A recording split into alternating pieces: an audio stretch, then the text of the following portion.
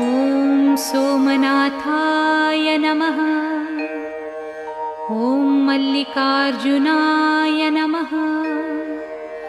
ॐ महाकालेश्वराय नमः। ॐ ओंकारेश्वराय नमः।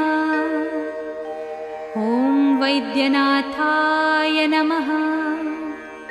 ॐ भीमशंकराय नमः। ॐ रामेश्वराय नमः। ॐ नागेश्वराय नमः। ॐ विश्वेश्वराय नमः। ॐ त्र्यंबकेश्वराय नमः। ॐ केदारेश्वराय नमः। ॐ भुस्मेश्वराय नमः।